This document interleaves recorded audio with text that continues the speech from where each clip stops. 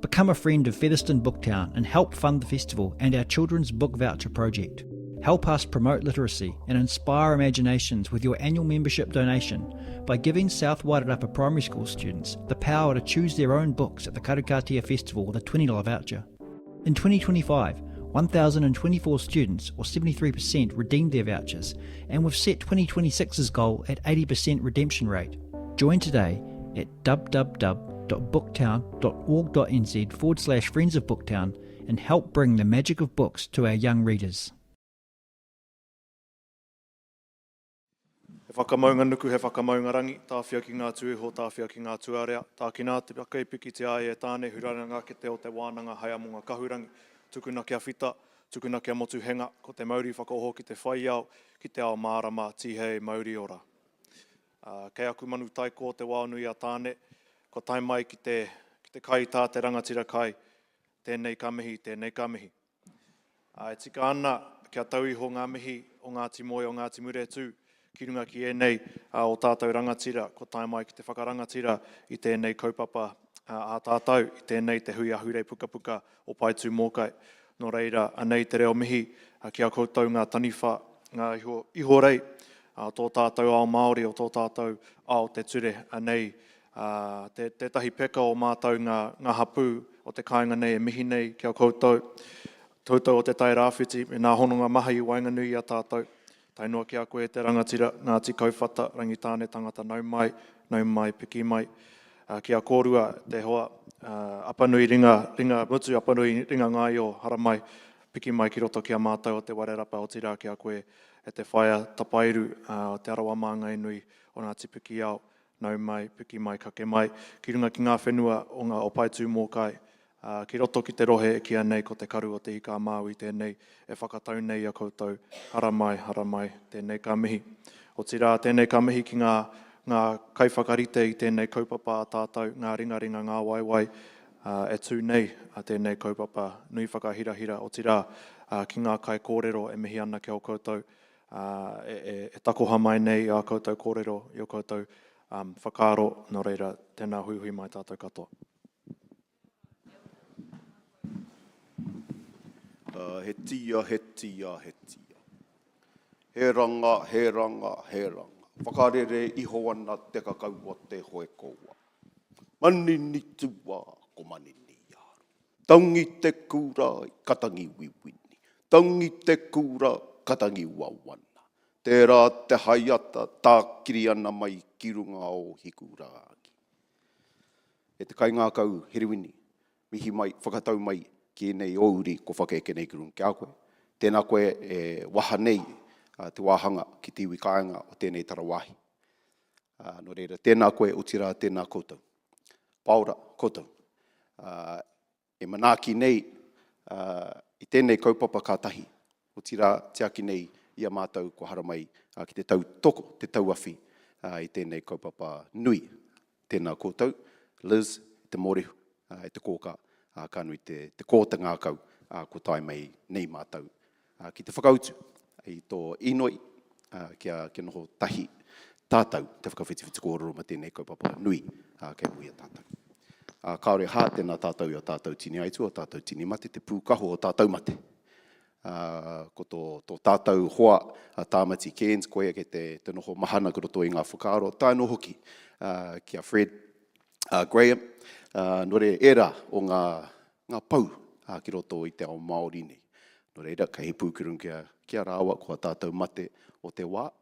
O tira rātau e kai ngā kau tēnei e tātou kupa atu nei ki te pō. Herewini, ko tō tāua tipuna no tērā matutaira niho neo. Takuto ana ki roto Papawai, ko koe, ko koutou ke te tia ki aia. Nore era ko rātau kia rātau, ko tātou e tau nei ki ora no tātou te whānau. I need to tell you that I love Liz Mellish. I love Liz so much. Yeah, that's right. Put your hands together. I've never been on a panel before in my life. I've never been to a Booktown before in my life. I've hardly even been to a library before in my life. But when Liz Mellish calls, you respond. When Liz Mellish asks, you say yes. That's how fearful I am. But it's an absolute thrill. Te Raumawhitu Kupenga is my name, and it's an absolute thrill to be here with you all and to be part of this amazing panel. Could I please introduce this incredible panel, Sir Taihakurei, Edward Durie, Herewini Ammunson, Natalie Coates, and Annette Sykes, 4 incredible people, but 4 incredible soldiers and indeed pillars of our legal system, but also within our Māori world. Please put your hands together for our panel.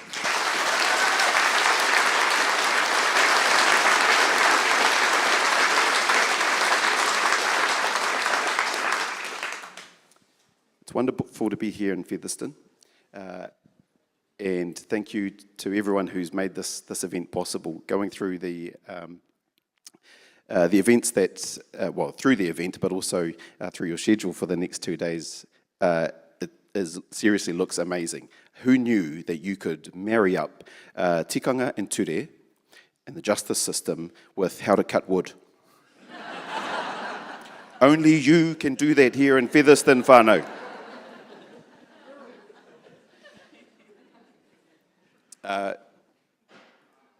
Can I just please have a show of hands for the number of lawyers in the room? Oh, thank the Lord. You're the minority, fantastic.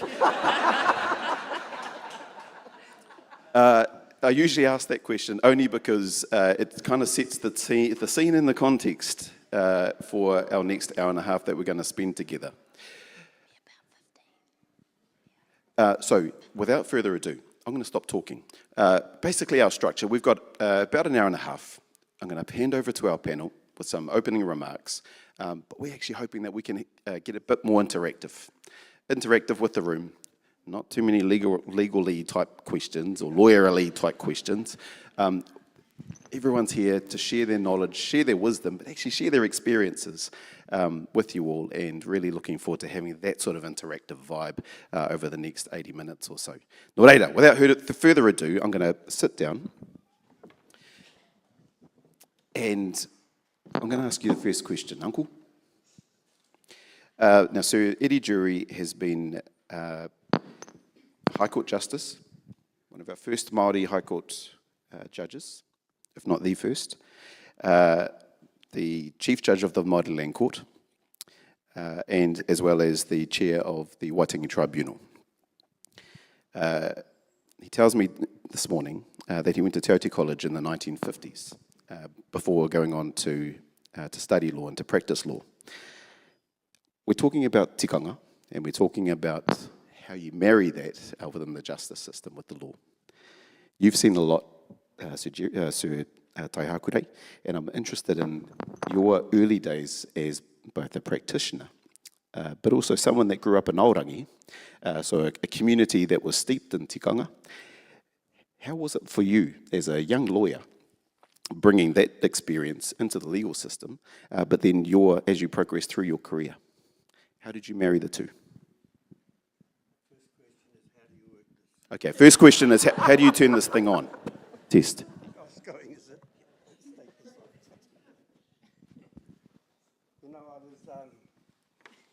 Well, you're taking your jacket. I can take your jacket. I think... Yeah. I can't do it myself. This is the problem you get when you hit 85. People think they've got to do everything for you. I live in a state of learned helplessness nowadays. But the first thing, what is the big difference? Well, there were 15 lawyers in the room. In my day, you wouldn't have found one. I suppose that's the first of the big changes. But growing up in Aotearoa, well, I was born in January 1940. That was almost 100 years to the day when Governor Hobson sailed into the Bay of Islands with a treaty. First thing I learnt as a lawyer is that you should not sign anything until you've read the fine print. we sort of improve as time goes on. But I do have to say that I see a number of you have got respectable white hair, and you are now far wiser than you've ever been before.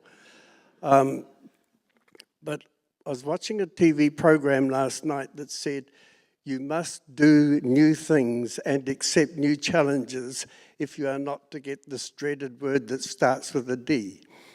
And we've always got to try and find something new. So I looked at the program and read that we were talking about, what's the topic again? How do you get justice into the tikanga, into the justice system? So I wrote that into Google. And I've got the printout here that I got from the AI thing, and it's 3 pages, which I could have only made a page. So I think, you know, if your intelligence is fading, have hope. You just have to go on to this artificial one, and then, you know, if you're going out for lunch or dinner or something, look it up, what they think the topics are going to be, school up on it, and you'll sound really profound.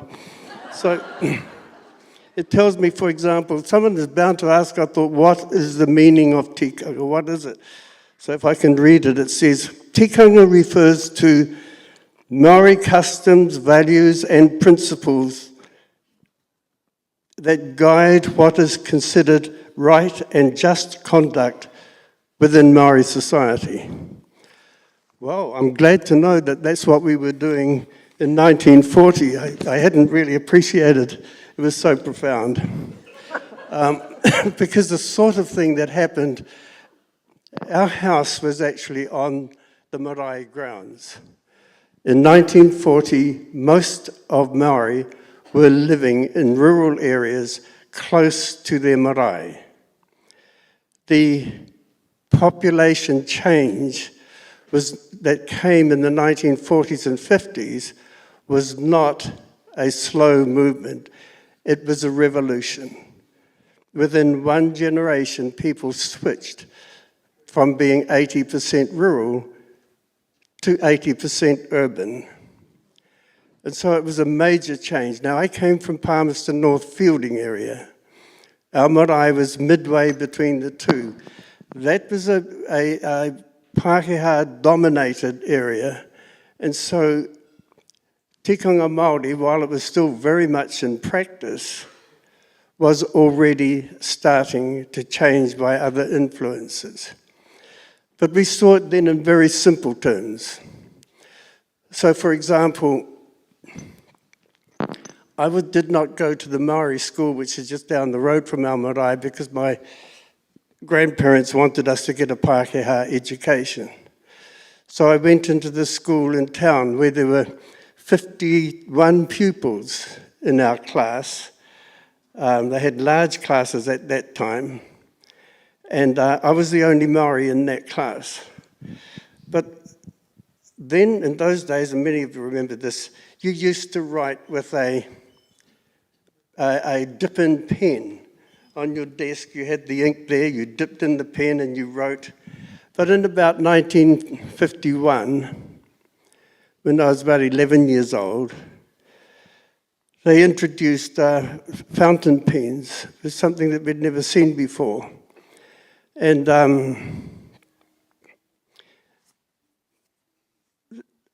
were many rich people living in that area at that time. You know, this was the Korean War time. Wool was at its highest in value. Farmers were making a lot of money. And so the farmers' kids had fountain pens. In this class below me, where there were a large number of Māori, none of the Māori kids there would have a fountain pen or have any hope of getting one. So one of the older boys, when they came back to the marae and said, all these kids have got fountain pens and we don't know even what they are. When we all went into the sale yards on a Friday, he did a little detour to Bennett's bookshop, and by luck, a rack of fountain pens was sitting on top and not inside the glass case, and so he was able to take a few. And he slipped out and he got back to the marae. And in those days, there was only one police officer there. He used to take, if any Maori kids got into trouble in town, he used to take them back to the marae, and we'd sort it out at the marae. And if he came up with a sensible answer, he wouldn't prosecute.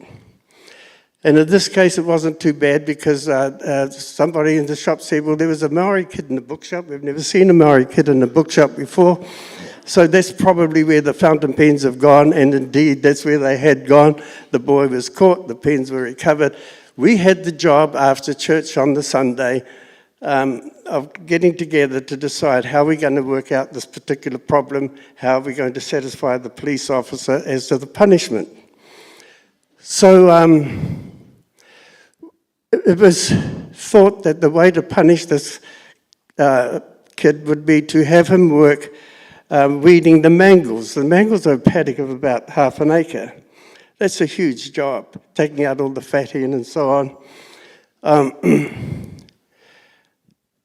And so we took that back to the police officer, and he said, well, that's a fair punishment. That should do it right. We won't prosecute. But what they also did was to say the important thing was that this boy didn't keep one pen for himself. He gave it to the younger ones for them to have. That was a very good thing to do. So that while he had to do the mangles, we had all to go out and help him. That was Tikanga Māori to me in those early days. It was trying to find answers to solutions that provided not a punishment, but so much as justice in the round. And I have since noticed on so many occasions in the Māori Land Court and on marae, the number of times that people do something that is wrong, but their motivation has a good element to it. And that's what I am concerned about with the justice system, is there's such a focus on punishment and not that same focus on how we might find better solutions and how we might make kids more aware of the consequences of what they do. So anyhow, that was, of course, I came to learn much, much more about Tikanga Māori at a much stronger level. For example, I left there from my predominantly Pākehā school to go to Te Raumawhitu College in 1953. And I had a European mother. She was actually not European, she was a descendant from Fletcher Christian. She came from Pitcairn Island. Fletcher Christian married Waitangi from Tahiti, and she descended from that line. That family had been out of contact from England for 6 generations when my mother came to New Zealand. But she was in every respect a Pākehā, with strong Pākehā values, like when you go to school, keep yourself to yourself, which is pretty much the opposite from what we were taught with our Maori grandparents. But it was the same, well, we basically had to live in 2 systems. For example, if I came back from school and said to my grandmother, I did this at school and I did that, she would say to me, well, weren't your cousins with you? Weren't they there in the lower class? Who do you think you are, talking like a big chief? I did this and I did that. You must learn to say, we did this, we did that. And so I got to understand we. Then my Pākehā mother, when I said to her, well, today at school we did this and we did that, she would say, what's this we business? You speak for yourself. You're not responsible for anyone else but yourself. You learn to say I. So I learned to say I when my mother was around and we when my grandmother was around. But I got it back on her. She had this wonderful willow pattern set that she used for dishes for visitors. Only pulled it out when visitors came. Beautiful willow pattern dining set. The visitors and her were in the other room. I was washing the dishes and I broke one of the plates. I put it there on the bench so that I didn't hide that fact, but she knew that it was broken. And she came in and said what I knew she would say, who did this? And I was able to say, we did.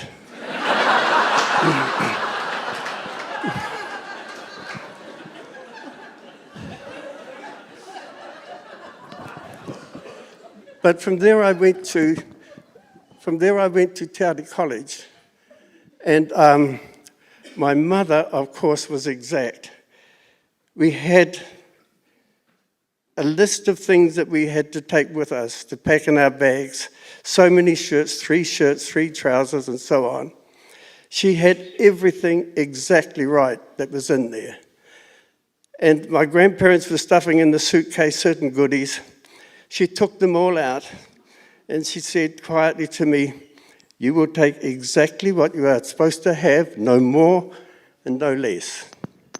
So I got there to find that at Te Raumawhitu College, there were a number of kids there from families that could not afford to have the full set of clothing.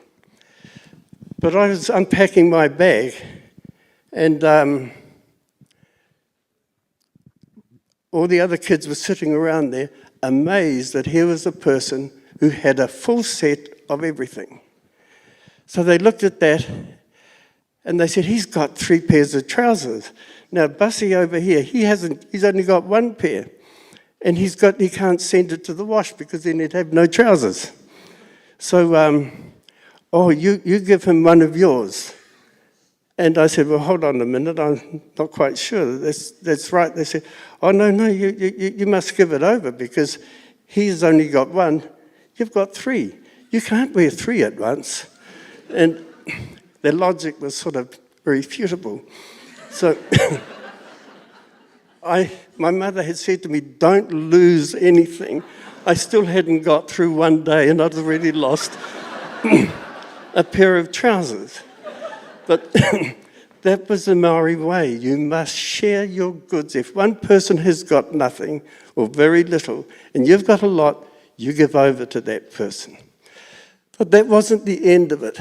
Later on in that summer, his father came to see him, and he had a large watermelon. Now, he left that with this boy and everyone in our dormitory immediately thought, of course, he will share it. He walked into the dormitory with this watermelon, takes it straight up to me, and says, this is for you. And that's the thing about Tikanga Māori. You know, you give something, but it comes back to you in time. And you can count on it. You know, when I lost my trouser, there was no please or thank you. It was just a circumstance that it's just something you would naturally see to be right and proper to do. But this return of it, you know, there's a thing I notice about Māori all the time, is the way they do not forget a gift.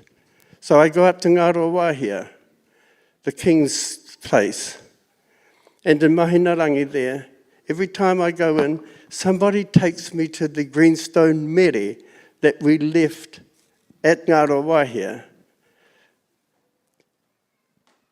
to cement a relationship with the kingitanga movement. They never forget.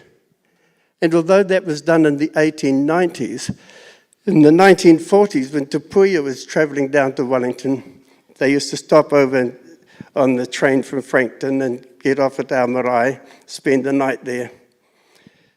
she brought back this beautiful Kiwi cloak, full-length cloak, and gave that to my grandmother. And so you have this recollection of a gift, a generation after it was given, but it's not forgotten, and eventually it's returned. Now, anyhow, that's Tikanga Māori. Unless I've forgotten completely what you were asking me about. But, Actually, to be honest, I think I forgot what I asked you to. I think Not much of a moderator. I think it's better if we just move on to somebody else now. This will just go on forever.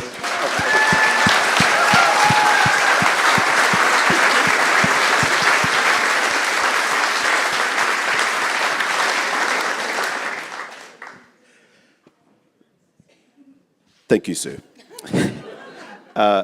This is Booktown, and so I'm going to use a book analogy, and we're going to do the book ending.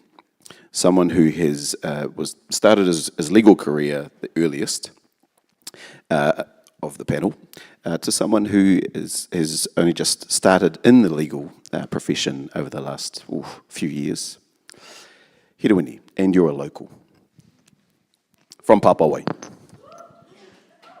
Go on there, put your hands together for Herewini.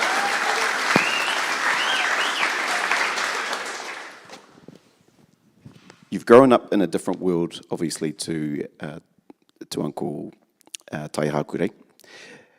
Growing up here in the Māori world with Te Raumawhitu, Tikanga Māori, you've gone on to study law, you're in the legal profession now. How do you reconcile those two? Okay, don't. Well, actually, one of the things I'll pick up on from Sir Taihakurei was there's an appreciation of tikanga in place. So tikanga in the home, tikanga in the school, tikanga in a particular place, and it is contextual. And so what does tikanga mean for you? What's your context of tikanga?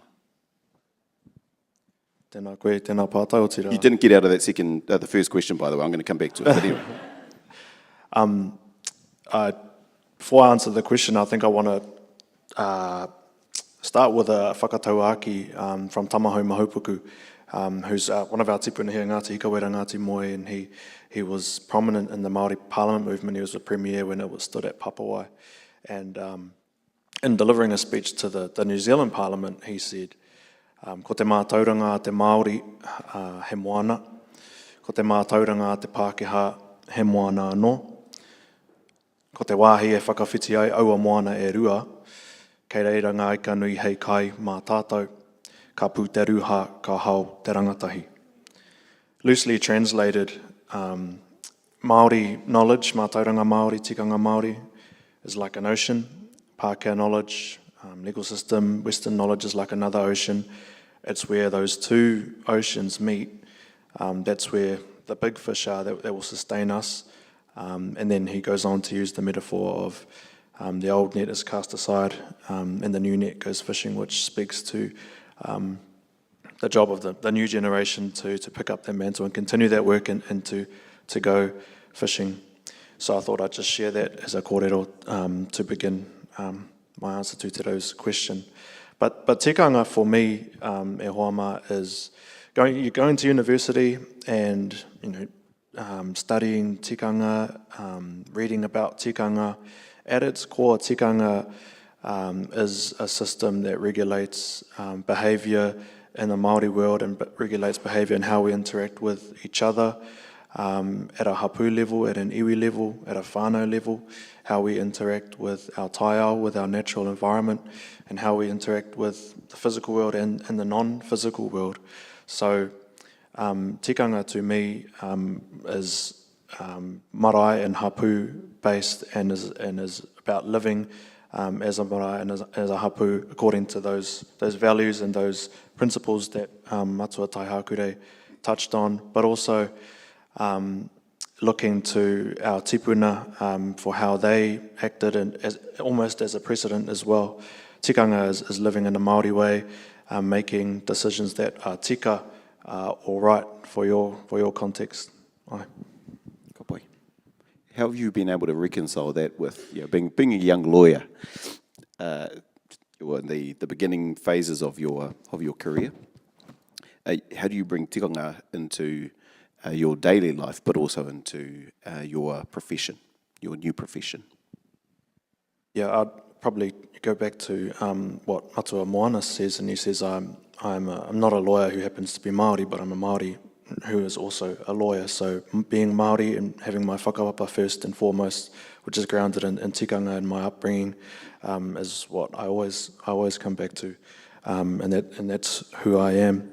And how I reconcile, working in a Māori law firm and dealing with things like tikanga, and also studying it at university, is that I never forget that the home of tikanga is our marae and is our hapu and is our iwi.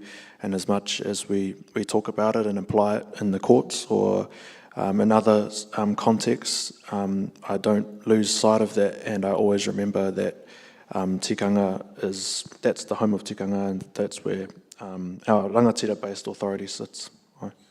What's your greatest challenge when it comes to those two, either complementing, but more importantly, where they don't complement each other? What's the greatest challenge? Come back to me on that one. Okay, last question for the audience. Who's the greatest rugby club in the Wairarapa? I know that answer. You were dodging all the tough questions today. Natalie Coates, you've been to the Supreme Court, you've argued on tikanga, you've written on tikanga. Do you want to share some of your insights, but also your experiences? The Supreme Court has, they affirmed that Tikanga Māori may be a source of enforceable rights and interests and is relevant to developing the common law. Where have you found, actually coming from the question that I just posed to Herewini, where have you found the challenges when it comes to either reconciling or enforcing those rights and interests in terms of developing the common law? Iti tuatai kia ora koutou katoa. It's lovely to be here and particularly be sitting amongst this panel of rangatira and rangatira of the future. These two in particular are those sort of rock stars of the law that you always look up to, so it's amazing. Who knew I would hear about his pants at a session? I feel very privileged to have done so. I'm actually not to completely ignore your question. Ignore it. As we all are. But I thought I would just pick up on a couple of things that were said by both Herewini and Tairi around that question of what is tikanga, because it's a really important question, because I think a lot of the fear-mongering that goes on around this is related to not knowing about it. Right? The uncertainty is where the fear is generated, because you don't know it. You don't know what it is, how it applies in the spaces that you're not privy to, but then also how does it apply to me, right? And so I think that's where some of that fear is generated around what does that mean for me if tikanga is part of the law? What does that mean for me, right? And that's why I think those questions around deepening your understanding of it become really important, because once you start to understand how it works and how it operates in our world, you start to see that it is part of a beautiful, enriching thing that makes us Aotearoa New Zealand, and that it's not to be afraid of. And so I just wanted to sort of pick up on a story around tikanga, just because I think it's hopefully beautifully, it's illustrative of how it works. So if I think back 1,000 years ago to when the waka of Mātātua came to the shores, that was one of the many waka that came, that were carrying some of my tipuna, first came to the shores of Aotearoa.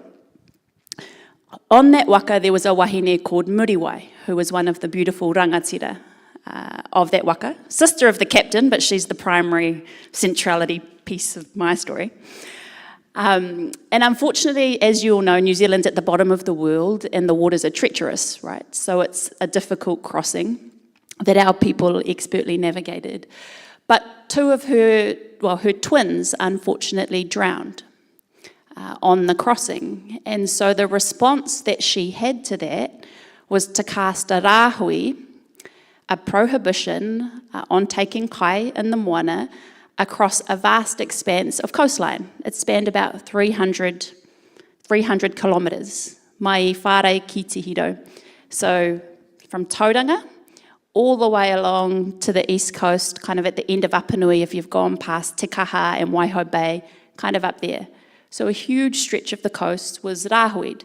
For many years, actually, that rāhui lasted for a number of generations, given her mana and the sad occasion that occurred. So if we think about that, the placing of that rāhui, and then we fast forward 1,000 years or so to 2019. So I'm from Whakatane. I live there, so that's why I'm telling this story. If you cast your minds back to then, it was in and around Christmas in December, we had the tragic eruption of Whakaari, where 21 people passed away on the island that day, and there were a couple that slipped into the sea, and those bodies were never recovered. The response to that tragedy, like the response 1,000 years earlier, by Tikanga Māori was the same. So all of the iwi along that coastline, ngā tiawa, ngaitai, te whakatohia, te whānawa apanui, placed a rāhui across that full expanse of ocean. What was beautifully powerful to me, as someone who lives there, was every day that I went out along the beach, not a single thing, not a single person out there in the waters. That rāhui was not only respected by the local Māori, but it was respected by the entire community. And the reason I give this example is because as lawyers, we're told that law comes from two places. It comes from Parliament and it comes from the courts. But law is a universal concept. And I think part of what we need to do is start to challenge our ideas and our thinking about that very question of what law is. Often when we're talking about tikanga, we have that kind of question posed back at us. Is it L-O-R-E or L-A-W? And I never like that characterisation of L-O-R-E because for some reason I just think of leprechauns and myths and kind of, like twiddly-dee, twiddly-dum. Because tikanga was a system of law, L-A-W, that regulated behaviour back when our tupuna first came 1,000 years ago and continues to regulate our behaviour today. And if you start to unpick kind of in a jurisprudential type way, the questions around what comprises law, you start to kind of unshackle your own self to some of the prejudices that you might have around that conception. If you think about why you stop at a stop sign, who stops at a stop sign? Put your hand up. Most people. Why? So there might be a number of reasons if you think it through. Who doesn't?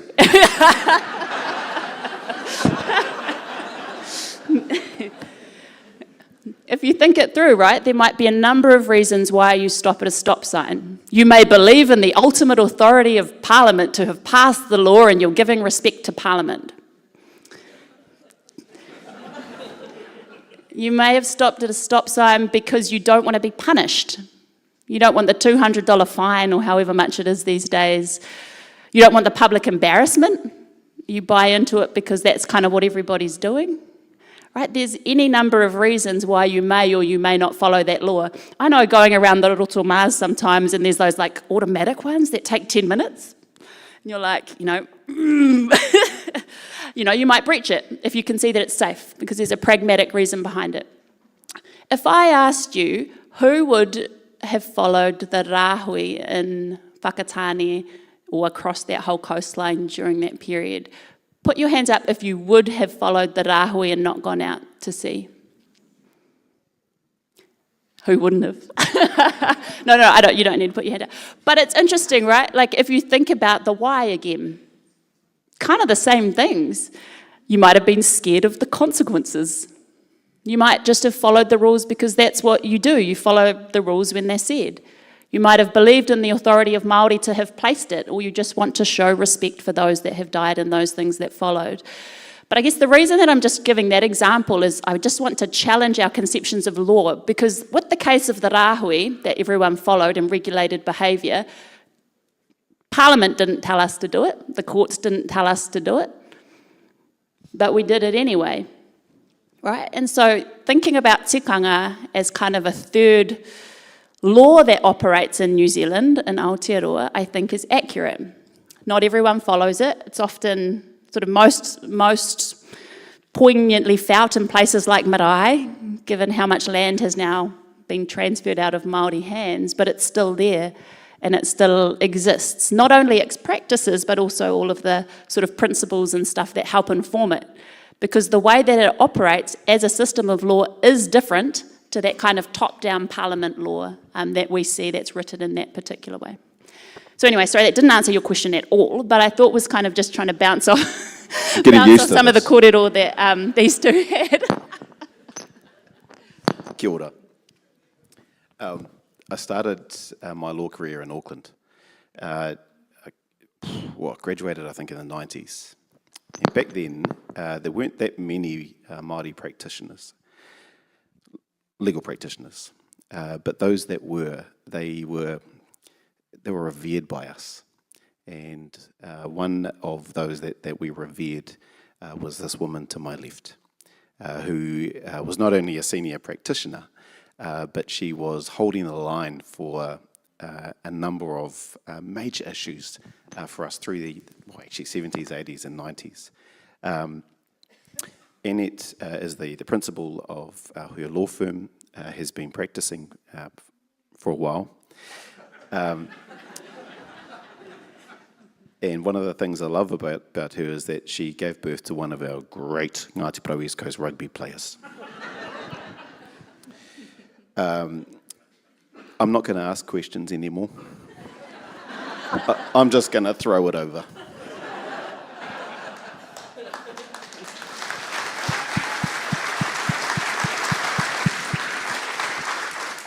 Kei te tautoko I ngā mihi ko mihia, I kite ati au ia koe tā Kim. I rongi tēnei whakaro, kei te mōhau ko koe tētahi hoki o ngā rangatira, hei whai whakaro mo te mana o tēnei whenua a tāhua o te Wairarapa, ana I rongi tau atu āhuatanga kei te mihi atu au ki a koe. Kau maumahara hau ki tētahi o ngā rangatira a tāmati. I hinga ana ina nahi rā, moi mai rā I te pāpara, kei te mōho kōruatahi e whai whakaro mō Pauakani, te iwi o Pauakani me o rā tēnei whenua. Mai te tīmatanga o te rōpu whakamana I te treaty, tai noa kōruatahi haere atu ki te United Nations, kia pakanga ana mō tau atu āhuatanga, kia ora. Kia ora tātou katoa. I had to, when you got famous people in the audience, you got to acknowledge them. And in my heart, we're blessed today to have both Taihakurei amongst us, but also Sir Kim Workman, because we're talking about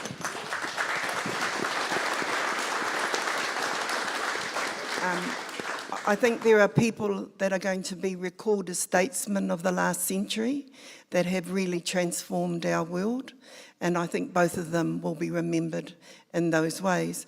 And not just because I think of their contributions in Te Ao Māori, but for their leadership in forging understandings around really important issues, around children that are abused in state care, around caring for Wairarapa lakes and waters so that farmers can coexist with those of us that are environmentalists to ensure the sustaining drinkable waters. And both Kim and Taihakurei, for me, epitomise that kind of leadership. But I also think they bring a humility of the status of coexistence that Te Tiriti forged.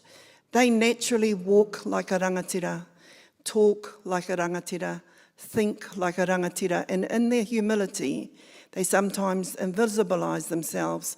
So we are sparked by their awe of their presence and reminded by that presence, rather than people who will talk about it, you know, like the Kardashian moments that we all hear on Real Housewives or whatever we're watching, and they're actually nothing like those people.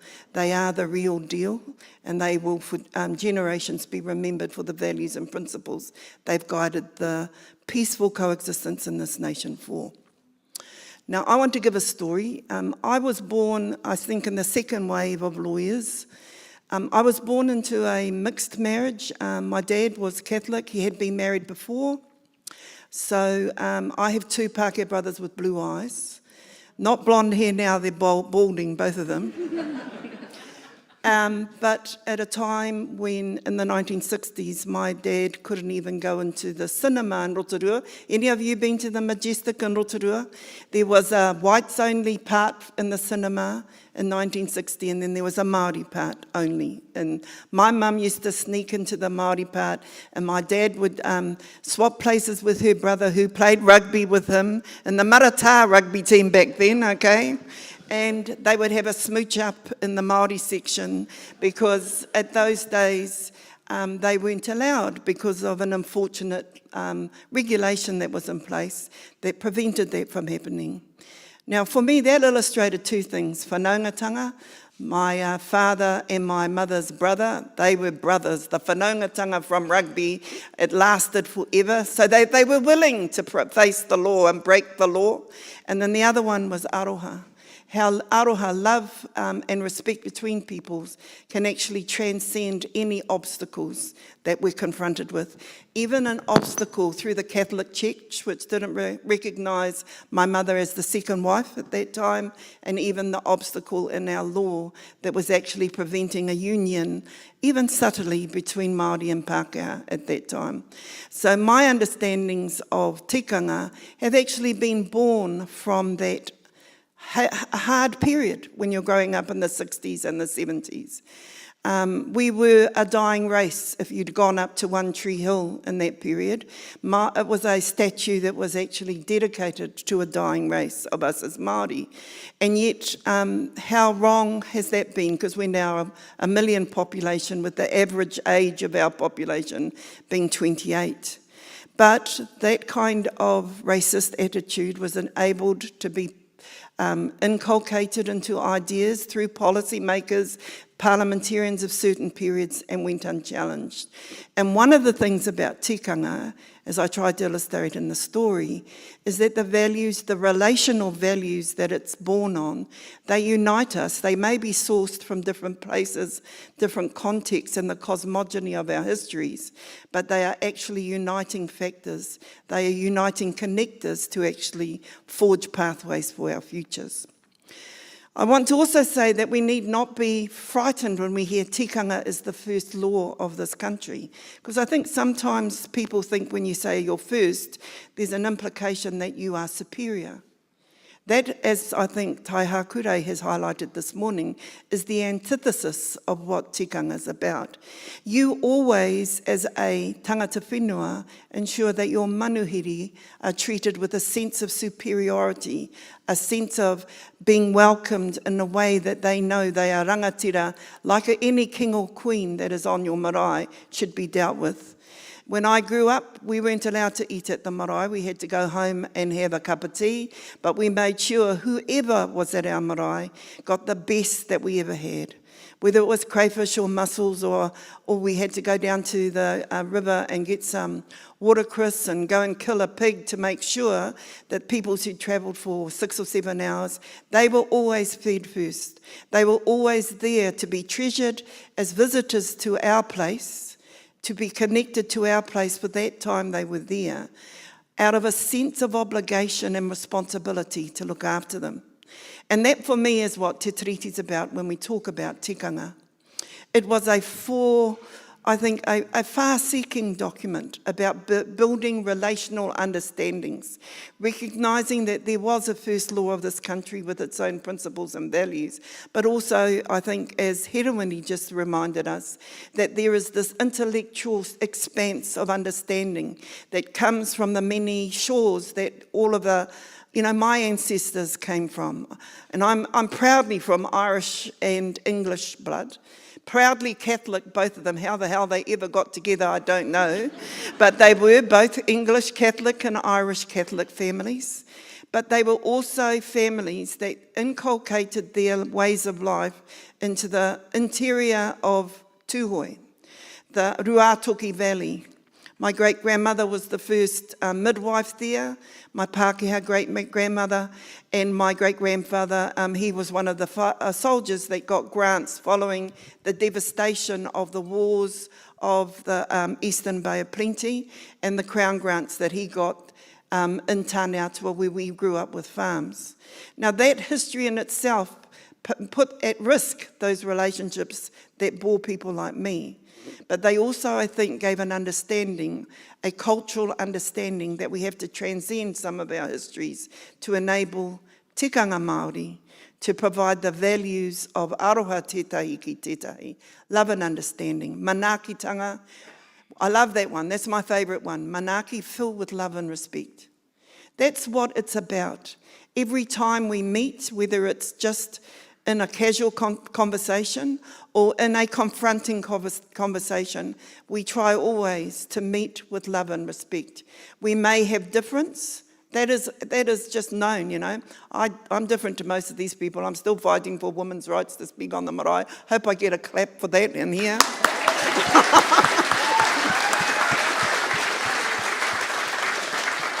And they say it's my Pākehā side that does that radicalism. But that might be so, whoever cares. All I know is that injustice against women is injustice against all of us, and whoever's in favour of pay parity.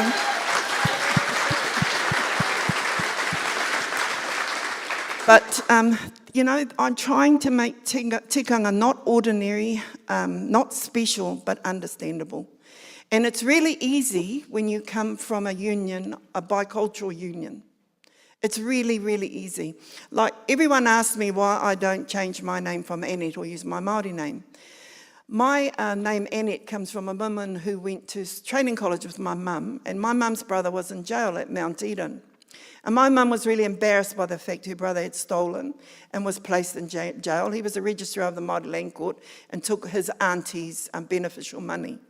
But Annette at training college drove my mum in rain and hail and sunshine every Saturday up to Mount Eden.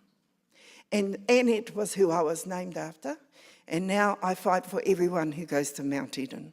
And that is Tikanga Māori. It's about that mutual respect and understanding that when times are hard, we dig deep to the values that connect us in this society. We respect them. We may not agree with them sometimes, but we respect them. We respect the difference, but we find pathways of connection so that we can coexist together. So kia ora.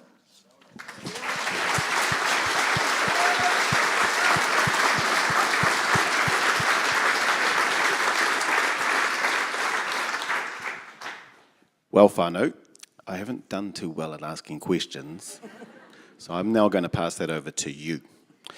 We've got about 20 minutes, and given the room, no doubt you've all got some burning questions from these incredible people. We have roving mics coming from the back. Fantastic, there you go. So for the next 20 minutes, I'm going to hand it over to you. A mic will come and find you. We'll get you to, if you can say your name, ask your question, and then we'll move from there.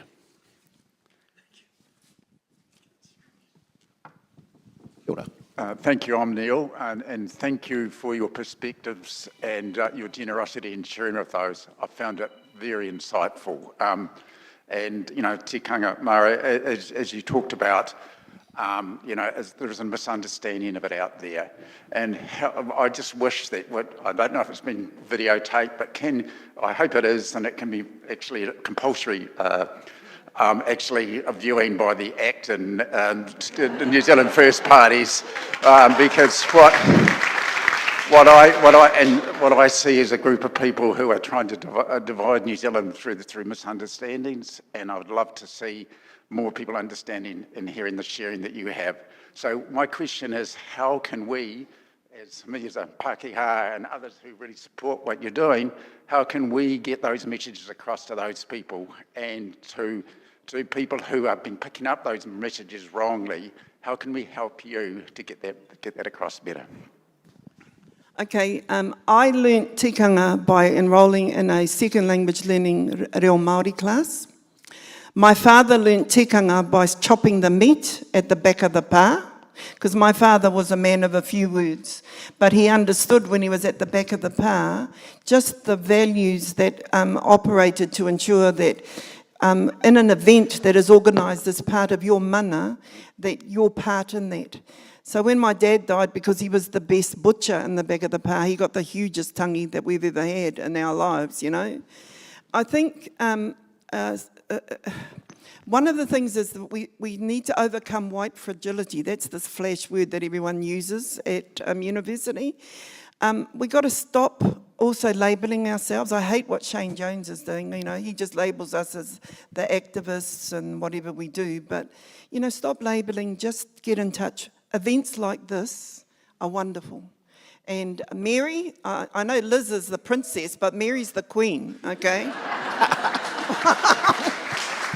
Mary has sent 100 emails to me to get me here, so I don't know who Mary is. But she's definitely, if she's Queen Mary of Scots, she's definitely worthy of her title, so kia ora.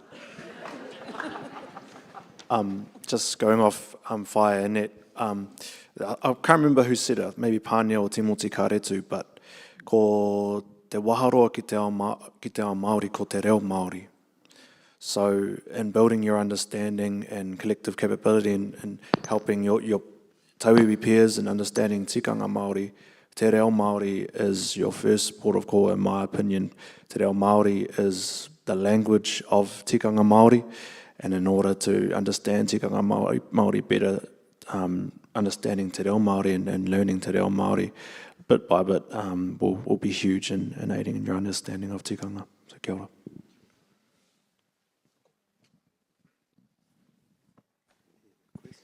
Oh, sorry. So the question was, what can those that are non-Māori or maybe don't understand as much about tikanga, what can they do to support the kaupapa of tikanga and bringing tikanga into everyday society, into the legal into the justice system? Well, I think you should. Your one might be better. What I would really like you to do is, if you know any public servants, I hear there's a lot of them who live over in Waitangi. How many public servants are there in the room? Oh, there's more public servants than lawyers. You know, the 15 lawyers means you're going to have 15 different opinions on what tikanga Māori is. But at least public servants, they do seem to sing the same song because they have the same boss at the top. But the difficulty I have is with when a government department, with all the goodwill in the world, takes on a responsibility for assuming what tikanga Māori is, they apply it and they don't apply it in the right way. Now, the example that I'm thinking of is that the government introduced a system for the settlement of Māori claims. No consultation with Māori, no talking with Māori. They just set up how those settlements would be structured according to large natural groupings. The difficulty I have is that Māori, large groupings, is not actually natural for Māori. The policy or the politic of Māoridom is that each marae is autonomous, makes its own decisions. So here's what I'm really getting at. In the English world, power starts with God, descends to the king, gets down to the barons, gets down to the people. Power shifts from the top down to the bottom. In the Māori world, it's the reverse. The power is with each community to make its own decisions, those communities can aggregate together in the form of a confederation. That is, they have no greater power than that which the marae, the people of the communities, give to them. Those districts in turn appoint up to the government, to the official positions. But in the Maori world, power is moving from the bottom. Now, what the system of settlements has done for us is that it's shifted the power base from the people, the communities at the bottom, to a central system because of this concept of large natural groupings. Then it has gone on to say, well, a tribe is defined by all its descendants. So when you come to vote for the people who are in office, everyone has the vote, even if you're living in Australia or wherever. But in Tikanga Māori, it works another way. A tribe is characterized by descent, but not defined by it. What makes a tribe or what makes a community are not the members of it's not the citizens of the community that create a community, it's the people who support the community that create it. And so in the Maori world, the only people who should be voting would be the people of that marae, of each of the marae, not the people who are living over in Australia or somewhere else. That does not mean to say that they don't have a place, but to hold a place in Maoridom, you must keep the contact with your own marae. You must be part of it. So the result is that when our people of Ngāti Raukawa get together, Natalie was acting for us recently, so she'll know a bit about how bad we are.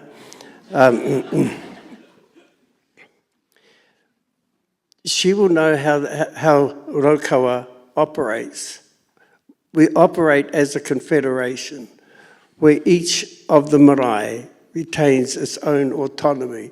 The whole focus is on the community. Now, the big thing about the large natural groupings is you need to have a scale of economy to be commercially successful. We all understand that. But what they needed to do was to reshape the constitution of our people as a confederation system so that the marae had the greatest strength. The problems that we face in Raukawa, we face at a local marae level. We make our own decisions. If we have problems with the way the kids behave, we do it at the community level. And that's how we see the strength.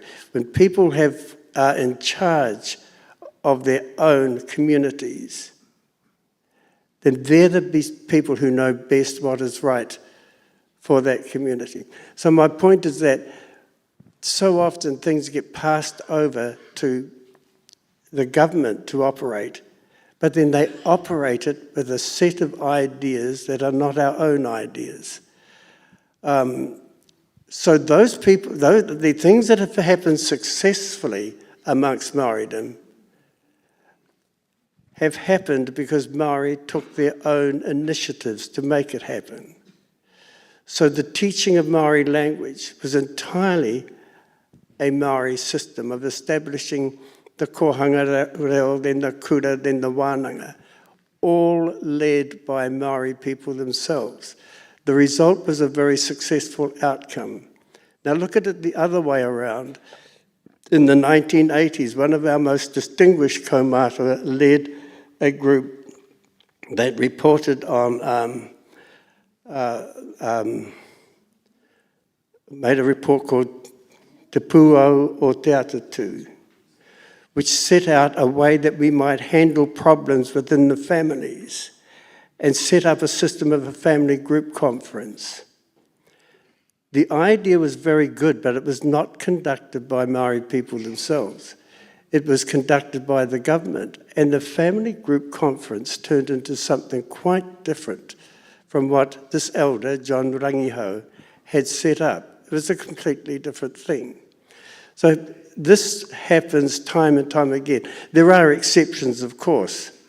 Roy Tupunga came back from the Second World War and reformed our system for looking after children who commit offences. Kara Pukitapu made a huge difference as a public servant.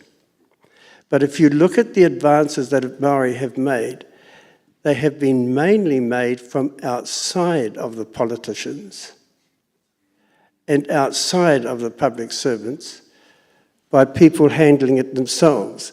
So that if you want to make progress, as I see it, the government should be employing our own consultants, our own people to do the job themselves, rather than the government presuming to be able to do so. Anyhow, that's my thought.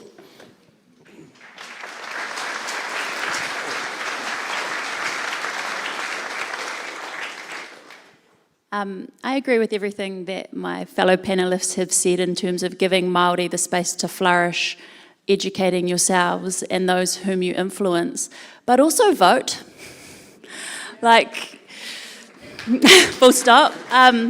Because I think, and separate from the political rhetoric around everything, I think we're at a really interesting junction, not only here but all around the world, but in Aotearoa in particular, where we need to decide what sort of country we want to be and what sort of relationship we want with our Indigenous people in Aotearoa. Because being a lawyer at the moment is really hard. And being involved in the law, and to all of those public servants out there and all of those people operating in this space, it is a full-pronged attack on the daily in terms of being Māori across our entire legislative landscape. Te Tiriti is being attacked, Māori rights and interest in the taku taimwana is being attacked, the treaty is being stripped from everywhere, tikanga is being taken out, left, right and centre. Like, that is the current political environment that we're in. And so I guess part of that turns the mirror back on all of us and us as a community to really look at ourselves and ask, do we want to be a country that honours the foundations and our bones that kind of set us up as Aotearoa New Zealand? Do we want to be a country that embraces different thinking, that embraces the whakaaro that sit behind tikanga as part of making us unique and us being sort of a beautiful South Pacific nation, or do we want to reject that? Do we want te reo to be part of our communities, or do we want to scrub all the Māori names off the signs? You know, those are the questions that we are really have to ask ourselves, and that goes to who's in power as well. So I'll just leave that there.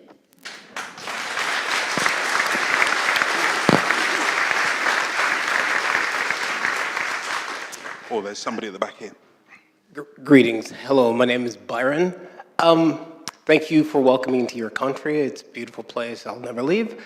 The question I have is honoring the fact that there's a current attack on what's called the treaty principles from he who shall be nameless.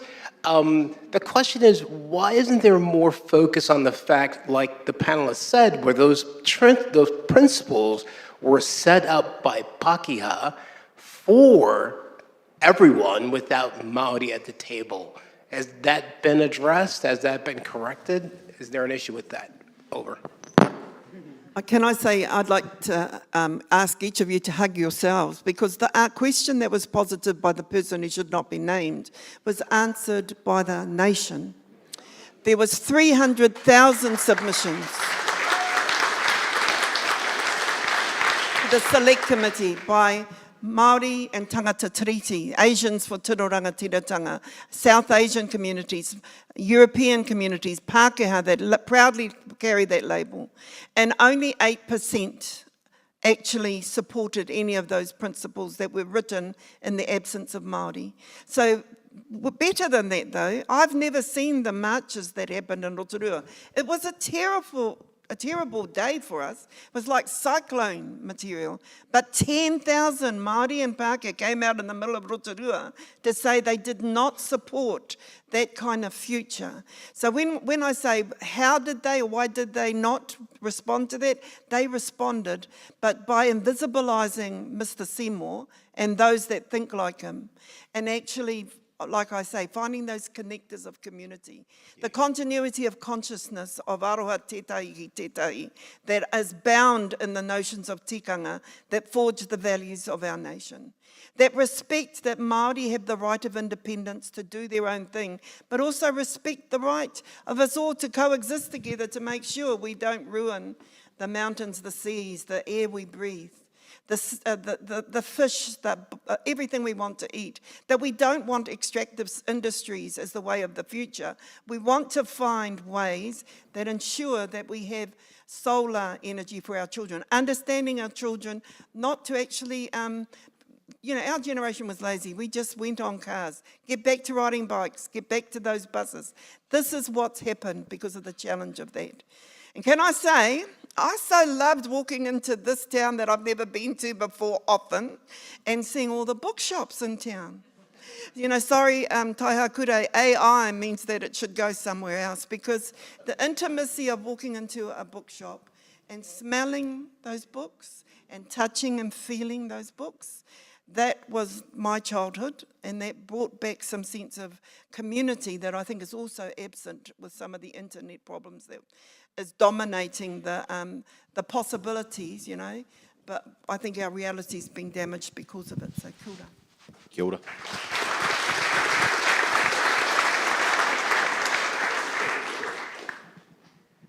Yes, hello. My name is Athena, and I whakapapa from Athens in Greece. I sailed down to New Zealand in 1995 on a Greenpeace boat. And even though I'm a New Zealand citizen now, I think I will forever feel as a welcome guest and grateful for that. My question is the following. Since I've been in New Zealand and been around Tikanga Māori, I have found in its wisdom something grander that could seep into all our lives. Yet, in my personal life, I have experienced the color of my skin, a white person, as something that has instinctively given anger, or I have been seen with anger just because of the color of my skin. And I wonder, how do you see, I understand the anger, I just wonder how do you all see, or which ways do you all find that could blow away the anger so that we can weave together?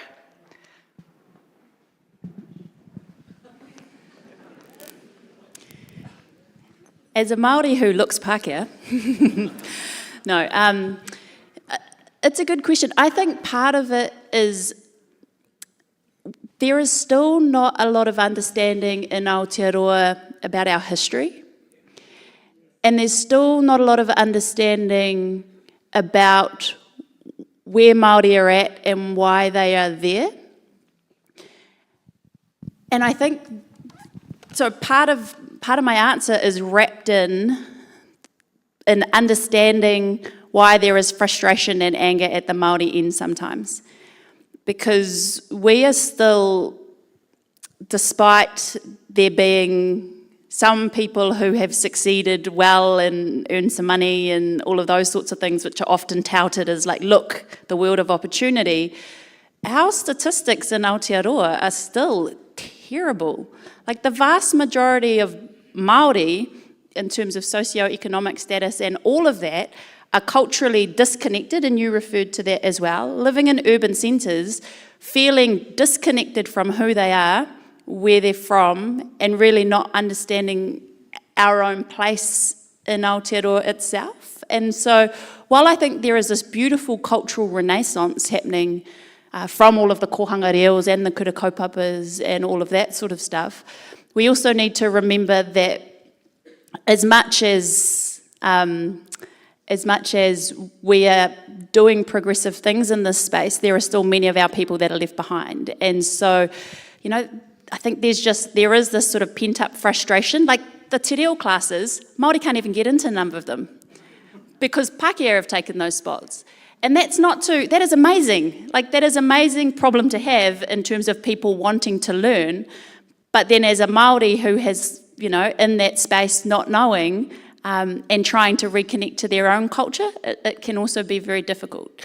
So I guess there isn't kind of an easy answer to that question, apart from, I think, showing understanding for the background and how we've got to where we are and why some people might be frustrated at some elements. But I think in general, there is a gracefulness to the Māori culture that is inclusive, and it does very much try to be welcoming as well. You said it all. How do I make this work? Is it working? It's working. I'm one of the lawyers, one of the 15 lawyers, and I'm particularly interested in the concept of tikanga, which seems large and generous and may not be consistent amongst iwi and hapu, and how that is being interpreted by our courts. I think our Parliament is doing an incredibly clumsy job. I think we've got some appalling legislation, but the title of this session related to the common law, how are the courts doing in terms of interpreting tikanga and including it in the common law? Can I have a sort of... Yes. You can say easily. We've got many High Court judges in here, okay? The expert is over to my left, but looking back on how the courts have done, I think they're doing a remarkable job in the courts. And I think it's because they've decided that they don't know it all and they're going to deal with it on a case-by-case basis, working out what is right. That's how the common law has grown. They're taking that same approach in the courts. That's my view of it. And I think they're making remarkable progress. It's extraordinary to see how things have changed. Now, the big one that Natalie is involved in at the moment is over climate change. And here you have this constant conflict which gives rise to so much frustration between the way that Māori think and the way that the Western world thinks. And to me, it's not a case of deciding which is right and which is wrong, but deciding what each one has, what are the strengths of each, and how we can make them both work for us. So, for example, as I see it in the Western world, it's based on one concept that we've inherited, and that is that mankind, and the sexism is probably intended, that mankind can rule over nature and control it, as though mankind is separate from nature. The Maori world is the other, again, it's the other way around.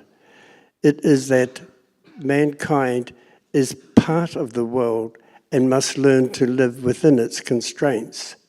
You don't control it, you live in a way that's acceptable with it. Those are two different approaches to it. But that's the issue that Natalie has got at the moment before the Supreme Court. I understand you've just had a very successful outcome in one stage of it. But perhaps you can take it through, I'm referring to Smith and the Fonterra, is it? Yeah. So the court space is interesting at the moment, and I think there is both huge opportunity in that space to develop the place of tikanga in the law, but it also comes with huge risk as well. And what I mean by huge risk is just a reference to, I think, what Taihakurei was talking about before in terms of, I guess, when these types of things come before the court, these types of tikanga issues, there is always a chance of them being reduced, misinterpreted, kind of a those concepts recolonized. And so there's a huge upskilling, I think, that's required across the whole legal profession. So in the judiciary, lawyers and clients coming before the court about how to approach tikanga in these contexts. Like, where is the best place to bring these sorts of arguments, when is appropriate, and that sort of thing. So I think that's happening. There is so much opportunity at the moment, but what I think is often lost in the whole kind of tikanga and the law thing is that people think that's a new development, but actually, like, back to before Te Tiriti or Waitangi was signed, like the whole conception that when you come to a new country, the Indigenous laws survive and should be recognised was like built into the common law. Right, so we've got cases, very, very old cases, that recognise that tikanga was part of our law, and it's, I guess, only within the last 20 or 30 years that the courts have really embraced and grappled with what that means.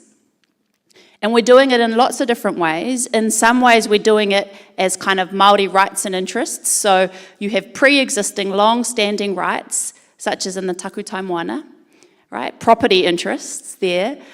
That you can claim because of your longevity and because of the types of relationship that you've had with that area.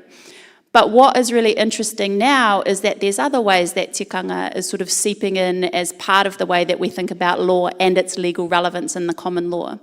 And so one of those other ways, and I've been involved in a series of cases around this, is that it's not just those kind of practices that are long-standing that are relevant to how our law develops, but it's also the thinking and the principles that are also directly relevant.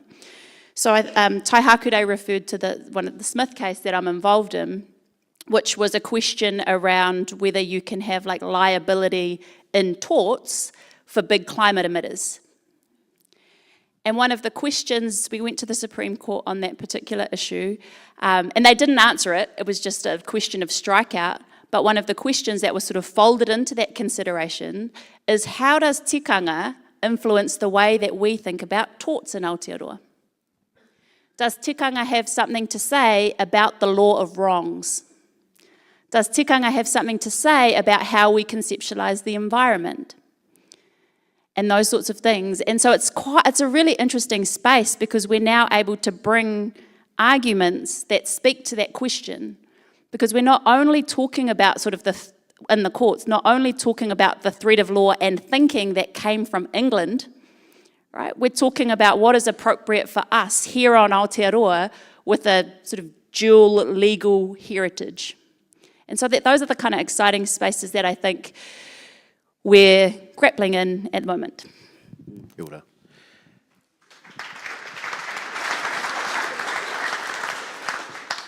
Tēnā koe hoa. I just want to, when I think about tikanga and the legal system and in the courts, one part of me is, yes, great, our legal system should reflect our founding document in the two spheres of authority and law, and tikanga as law.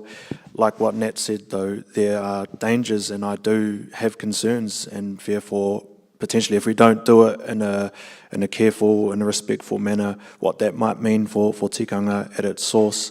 And us lawyers in the room and public servants and people who work in these areas, I think an issue for us going into the future is how, you know, in the legal system now, we're taking from tikanga and using it as a source. What's the legal system, lawyers, judiciary, what's the utu for that? What's their role in feeding back to tikanga at its source, to ensuring hapu and iwi can grow and nurture their tikanga experts and can continue to practice their tikanga, because that's the flip side of it, right? We use it as a source, but what is that going to look like into the future, and it's going to be a big issue for us, I think. Kia ora. I don't want the courts to argue tikanga. I want us as communities, like, I'll just give you an example. I'd like an MOU between Genesis or Almighty River Power, councils and tangata whenua to emerge from an understanding of our responsibility to care for waterways. Tikanga has a place there. It's resisted by the Crown, that kind of approach. They tend to say, no one owns the water, everyone owns the water. I'm not too sure who owns the water. Who will get the money if they own the water, you know? So those are tikanga questions, but they are general questions. So I would prefer that we, like I say, it's relational, that we recognise those waterways from the mountain to the sea. They are to be cherished by all of us from the mountain to the sea. So we need relational agreements that respect our obligations as tangata whenua, because we are the last bastion. We can't leave Aotearoa. This is our last bastion. They recognise that, but we also recognise together that our man-made or mankind, I think, exploitation of taonga, of treasures that we cherish, requires limits. And those limits we need to be prescribing ourselves from, you know, those principles I talked about, mana, whanaungatanga, e kaitiakitanga. Those things need to be equally alive in those things. So when you look at treaty settlements, there's about 90 deeds, but there's 15,000 side agreements with regional councils, district councils. One of the other people that is involved is community groups, not just like the marinas, people that own and manage marina. They are also part of these things. Tikanga becomes a living language in the enforcement of those understandings. So I don't want the courts to do that. I want us to do that, which requires, I think, going back to the first question, education, organising, and then, you know, not being fearful, having courage, having respect to overcome what may be some unknowns to something more certain as we forge new relationships based on tikanga. That's what I'd like to see happen. Having said that, I'm with you, Taihakurei. I think, you know, the courts have come a long way. We've got more Māori-speaking judges. When I grew up, or when in the system, the only Māori-speaking judge was a Pākehā judge called Justice Gallen. And he was wonderful. And he never apologised when he spoke Māori. It was just a natural thing that came for him. We didn't have many Māori. We had other Māori judges, but he was the only Māori-speaking one. So it's not about race, it's about respect and understanding those connections. So that, and now we've got lots of Māori-speaking judges, we've got lots of experts, we've got lots of judges. There's one great judge I caught from up the north, his name was Judge Thorburn. He used to kick everybody out of his court on a tikanga and say, go back to the marae and sort it out. I don't want to hear about this till you've sorted it out. Because, you know, seriously, the cost of justice at the moment means why are we taking disputes on tikanga to court in the first place? And we need to ask ourselves that as lawyers. I'm going to...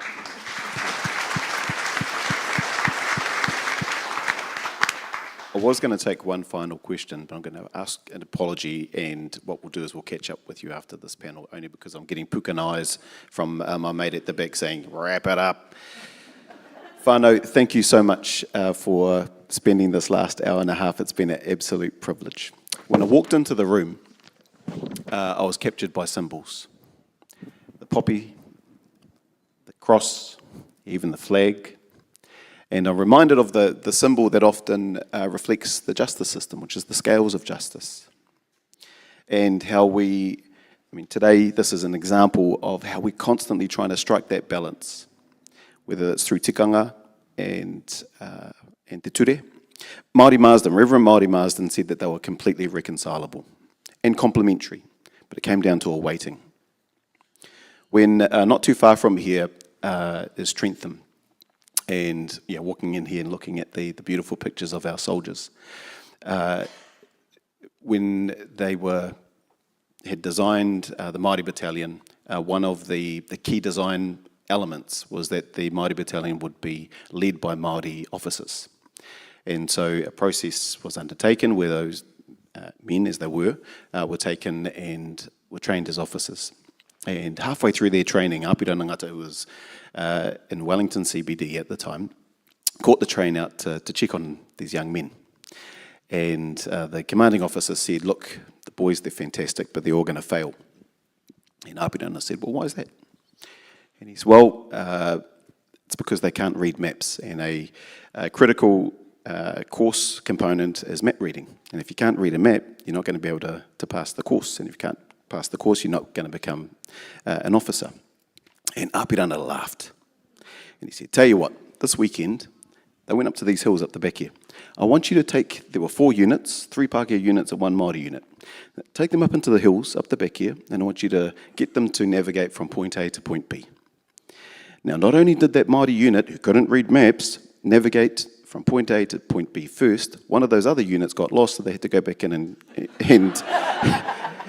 and bring them out, rescue them. But for that intervention by Apirana, we may not have had not only Māori officers, Māori leaders, but actually those men who came back to become incredible leaders within Aotearoa. That isn't so much about tikanga, that's actually about opening our eyes and being prepared to open our hearts to a different world. And the beautiful thing is that we have those 2 worlds operating here in Aotearoa. My kids call it Hogwarts. Yeah, it's kind of the Hogwarts theory that Dad's got. That we've got the Muggle world and we've got the magical Māori world. It's true. It's true. My kids can see platform 9 3/4, I'm telling you. But that's the beauty of our worlds. We need to bring them together. And hopefully today, as you've heard, there's some magical people sitting up here who on the daily and over the last decades have been trying to bring these worlds, sometimes forcing them together, but bring these beautiful worlds together. So please, whānau, put your hands together for our panel.